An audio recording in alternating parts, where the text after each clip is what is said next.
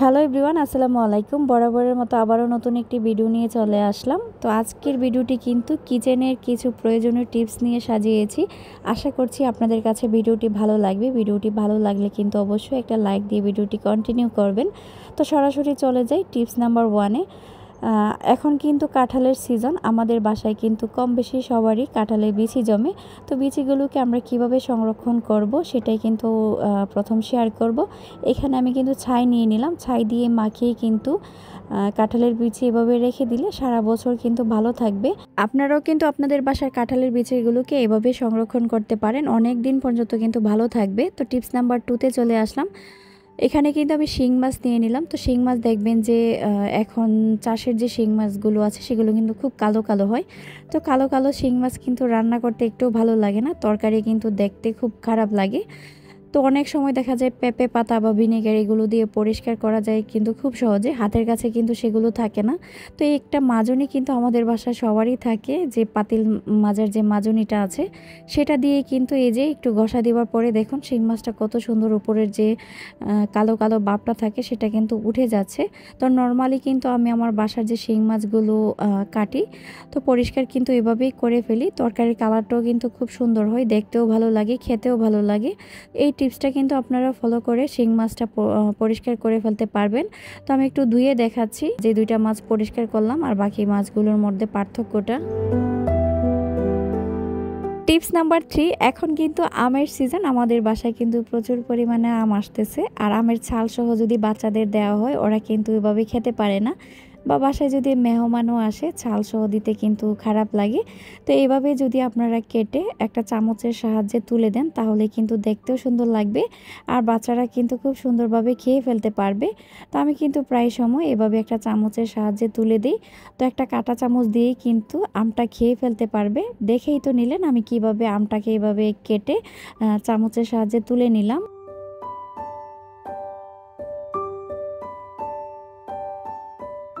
Tips number 4, অনেক সময় দেখবেন যে ডিমের থেকে কুসুমটা আলাদা করতে গেলে কিন্তু কুসুমটা গলে যায়। তো আমরা যেহেতু কেক টেক বানাই সেক্ষেত্রে কিন্তু ডিমের কুসুমটা আলাদা করতে হয়, বা আমার হাজব্যান্ডের কিন্তু ডিমের কুসুম খাওয়াটা মানা আছে। তো আমি কিন্তু এভাবেই একটা বোতল, খালি বোতল চাপ দিয়ে ধরে কুসুমটা সুন্দর করে আলাদা করে ফেলি। তো আপনারা কিন্তু এই টিপসটা ফলো করতে পারেন। এখন আপনাদের সাথে টিপস নাম্বার 5টা শেয়ার করছি। এটা কিন্তু আমার প্রতিদিনের একটা কাজ। আমরা কিন্তু ফ্রাই প্যানের মধ্যে অনেক সময় মাছ ভাজি বা তরকারিও রান্না করে ফেলি, মানে ভাজাভাজি তো থাকেই। আবার দেখা গেছে এই প্যানটাতেই কিন্তু আমরা রুটি পরোটা বানাই। তো রান্না করার ক্ষেত্রে কিন্তু তরকারি রান্না করলে ফ্রাই প্যানের মধ্যে বা কড়াইয়ের মধ্যে একটা হলদেটে ভাব চলে আসে। পরোটাটা ভাজতে গেলে দেখবেন পরোটাটা হলুদ হলুদ হয়ে যায়, সেটা খেতে একটু ভালো লাগে না। তো আমি কিন্তু পরোটা ভাজার আগে এভাবে কড়াইতে পানি দিয়ে 2-4-5 মিনিট কিন্তু ফুটিয়ে নিই। এভাবে ফুটিয়ে নিলে কিন্তু কড়াইয়ের উপরে যে হলুদটা লেগে থাকে সেটা কিন্তু সুন্দরভাবে উঠে যায়। টিপস নাম্বার 6, আমরা কিন্তু কাঁচামরিচ যখন কিনি অনেক কাঁচামরিচ একসাথে কিনে ফেলি। তো সেক্ষেত্রে কিন্তু কাঁচামরিচটা পচে যায়। তো আপনারা যদি কাঁচামরিচের যে বোটাটা থাকে সেটা যদি ফেলে দেন আর পানিটা জড়িয়ে যদি এভাবে সুন্দর করে একটা টিস্যু দিয়ে মুড়ে রেখে দেন তাহলে কিন্তু দেখবেন কাঁচামরিচ অনেক দিন পর্যন্ত ভালো থাকবে। তো আমি কিন্তু এইভাবে আমার বাসার কাঁচামরিচগুলোকে ভালো রাখি। টিপস নাম্বার 7 এখন আপনাদের সাথে শেয়ার করছি। আমাদের বাসায় কিন্তু সবারই একটা করে দা থাকে, আর দাটা দেখবেন ব্যবহার করতে করতে একটা কালো কালো একটা ভাব চলে আসে।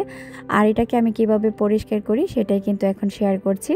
তো আমি দাটার উপরে কিন্তু এক ফালি লেবু কেটে নিলাম। তো লেবুর রসটা দিয়ে একটু মাখিয়ে নিচ্ছি, তারপরে কিন্তু লবণ দিয়ে দিব। তো লবণটা দিয়ে 5 মিনিটের জন্য কিন্তু এভাবেই রেখে দিব। তারপরে কিন্তু আমি চলে আসব দাটাকে পরিষ্কার করার জন্য। তো প্রথমে লবণটার লেবুটা মাখিয়ে নিই।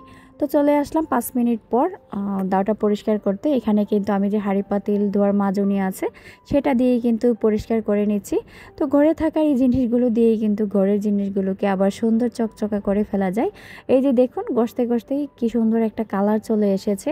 আর দাটা ব্যবহার করতে করতে দেখবেন দায়ের যে ধারালো ভাবটা আছে সেটা কিন্তু চলে যায়। তো ইনস্ট্যান্ট আমরা কিভাবে বাসায় দাটা ধার দিয়ে ফেলবো সেটাই কিন্তু দেখাবো আমি। তো এই তো আমি কিন্তু সুন্দর করে দাটা পরিষ্কার করে নিচ্ছি। তো এগুলো কিন্তু প্রায় সময় আমি আমার বাসায় করে ফেলি।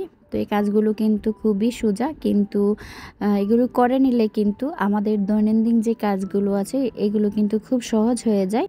এখন কিন্তু আমি দাটাকে ধার দিয়ে নিয়েছি। আমাদের বাসায় যে শিল থাকে, তো এই শিলটা দিয়ে কিন্তু দাটাকে এপাশ ওপাশ করে টান দিয়ে নিলেই কিন্তু ধার মধ্যে একটা দাঁড়ালু ভাব চলে আসে। তো এইভাবেই কিন্তু আমি দাকে দাঁড়ালু করে ফেলি, আর খুব সহজেই কিন্তু দাঁড়ালু হয়ে যায়। দেখুন আমার দাটা কত সুন্দর পরিষ্কার হয়ে গেছে।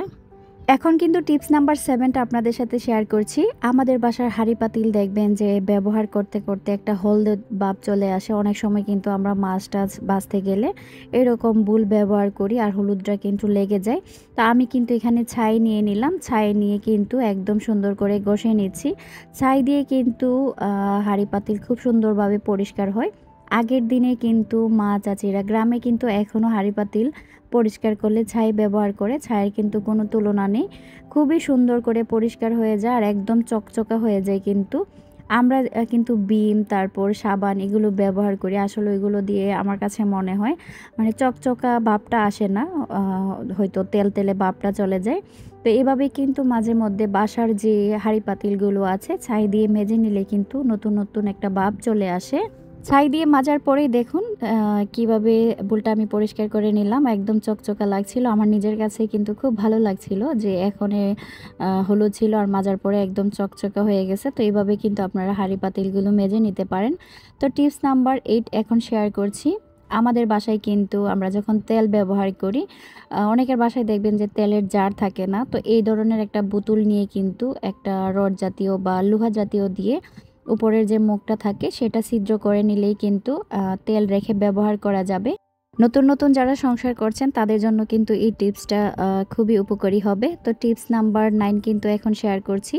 আমার কিন্তু খুব শখের একটা ছুরি এটা, কিন্তু এটা একদম ধারালো না। আমটাম কোনো কিছু কাটতে গেলে দেখা যায় কাটাই যায় না। তো আমি কিন্তু মাঝে মধ্যে এই যে সিরামিক্সের গ্লাস আছে সেগুলো দিয়ে কিন্তু ছুরিগুলোকে দাঁড় করে নিই, আর সাথে সাথে কিন্তু অনেকটা ধার বেড়ে যায়।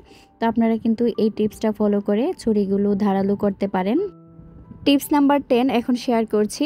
আমরা দেখবেন রান্না করার ক্ষেত্রে তরকারিতে অনেক সময় লবণ বা হলুদটা বেশি হয়ে যায়। তো লবণটা আর হলুদটা বেশি হয়ে গেলে কিন্তু এভাবে একটা আটার গোলা বানিয়ে তরকারির মধ্যে দিয়ে দিলে তরকারির যে অতিরিক্ত হলুদ বা লবণটা থাকে সেটা কিন্তু এই যে আটার গোলাটা আছে সেটা কিন্তু শুষে নেবে। তরকারি রান্না হয়ে গেলে কিন্তু আটার যে গুলাটা আছে সেটা ফেলে দিলেই হবে। তো টিপস নাম্বার 11টা এখন আপনাদের সাথে শেয়ার করছি। অনেক সময় দেখবেন যে দেশি রসুন আর পেঁয়াজগুলো ছিলতে খুবই কষ্ট হয়। তো আমি কিন্তু রসুনটাকে 20 মিনিটের জন্য ভিজিয়ে রেখেছিলাম, আর এভাবে ভিজিয়ে রাখলে কিন্তু আঙ্গুলের সাহায্যে চাপ দিলে উপরের যে ছুলকাটা থাকে সেটা কিন্তু খুব সহজেই উঠে যাবে। তো এটা আমি কয়েকটা খুলে দেখাচ্ছি। তারপরে কিন্তু পেঁয়াজ কিভাবে দেশি কাটবেন, অনেক সময় দেখবেন যে পেঁয়াজ কাটতে গেলে দেশি পেঁয়াজ চোখ দিয়ে খুব পানি আসে আর সারা ঘর কিন্তু পেঁয়াজের একটা দাগ চলে যায়। তো আপনারা যদি পেঁয়াজটা সাথে সাথে ছিলে একটা পানির বুলে রেখে দেন তাহলে কিন্তু পেঁয়াজের যে দাগটা থাকে সেটা আর থাকে না। তো কাটার সময় কিন্তু পলার সময় খুব সহজেই পলে ফেলতে পারবেন। আজকের ভিডিও সর্বশেষ টিপসটি আপনাদের সাথে শেয়ার করছি। আমরা দেখবেন ঢেঁড়স ভাজি করতে গেলে আটা আটা একটা ভাব চলে আসে, সেই আটা ভাবটা যদি দূর করতে চান এক ফালি লেবুর রস দিয়ে দিবেন, তাহলে দেখবেন ঢেঁড়সটা একদম ঝরঝরে হয়েছে। আর ঢেঁড়সটাকে একটু মোটা মোটা করে কেটে ভাজি করার চেষ্টা করবেন। তো আজকের টিপসগুলো আপনাদের কাছে কেমন লেগেছে তা কিন্তু অবশ্যই কমেন্ট করে জানাবেন।